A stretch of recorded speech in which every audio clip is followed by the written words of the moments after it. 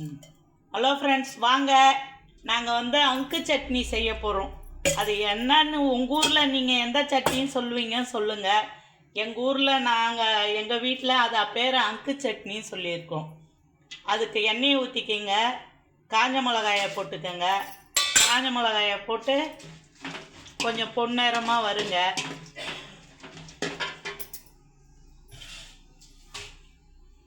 அதுக்கு தேவையான பொருள் தக்காளி, தேங்காய். தக்காளியை போட்டு நல்லா வதக்கிக்கலாம். தேங்காயை போட்டு மிக்சியில் அரைச்சிக்கலாம். காஞ்ச மிளகாய் செவந்து வந்த பிறகு தக்காளியை போட்டுக்கலாம். காஞ்ச மிளகாய் செவந்துருச்சு, தக்காளியை சேர்த்துக்கலாம். வாங்க,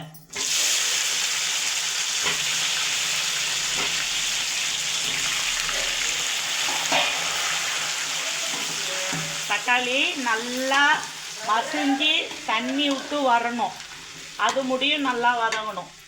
அதுக்கு தேவையான அளவு உப்பு போட்டுக்கலாம். சட்னிக்கு தேவையானது.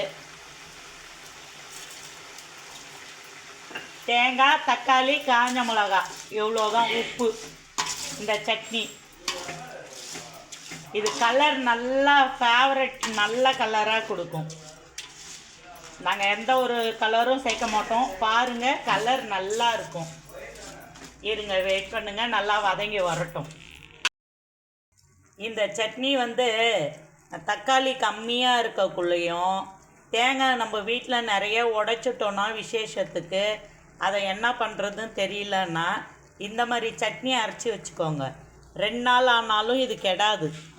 நல்லா வதக்கி அரைச்சோன்னு வச்சுக்க, சட்னி சூப்பராக இருக்கும். நீங்கள் இந்த மாதிரி தக்காளி கம்மியாக விற்கக்குள்ள இதை மாதிரி அரைச்சி வச்சுக்கோங்க. தேங்காய் உடைச்சிங்கனாலும் அரைச்சி வச்சுக்கோங்க. நாங்கள் அதை மாதிரி இருக்கக்குள்ள தான் உடைப்போம். எங்கள் ஊரில் தேங்காய் 40 ரூபா விற்கிறாங்க. உங்கள் ஊரில் தேங்காய் என்ன விலை சொல்லுங்கள். தக்காளி 3 கிலோ 50 ரூபா, 6 கிலோ 100 ரூபான்னு விற்கிறாங்க. அதனால் நாங்கள் இன்றைக்கி இந்த சட்னி செஞ்சோம். தக்காளி நல்லா மசிஞ்சு வெந்துடுச்சு.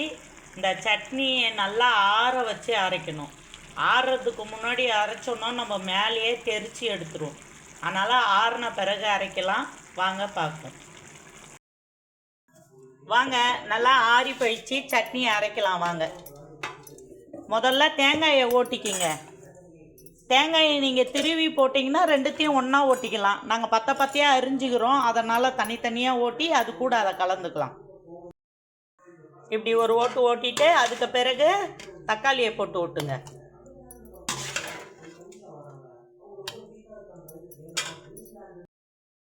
அரைச்சி எல்லாத்தையும் ஊற்றிக்கங்க. வானலில் ஊற்றி சூடு கொதிக்க வைக்கலாம். கொதிக்க வச்சு அதுக்கு பிறகு தாளிப்பு போடலாம்.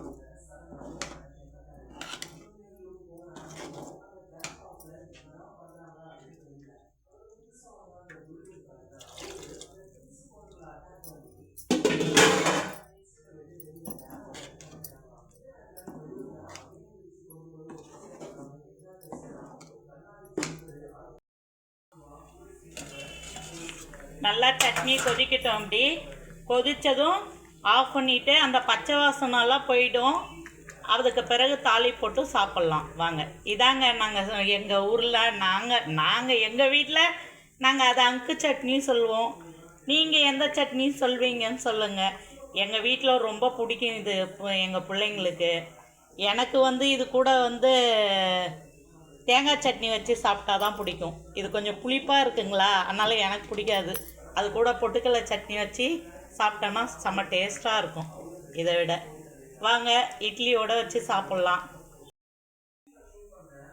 அந்த சட்னிக்கு தாளிப்பு போட்டுக்கலாம்.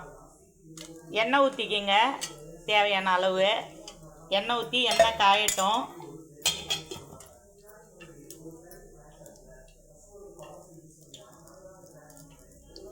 எண்ணெய் காஞ்சதும் கடுகு போடுங்க. கடுகு பொரியட்டும். பெருங்காயத்தூள் சேர்த்துக்குங்க.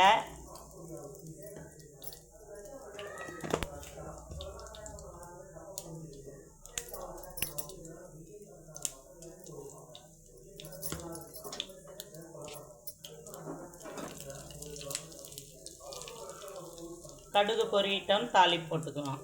நல்லா கடுகு பொரிஞ்சு வரட்டும்.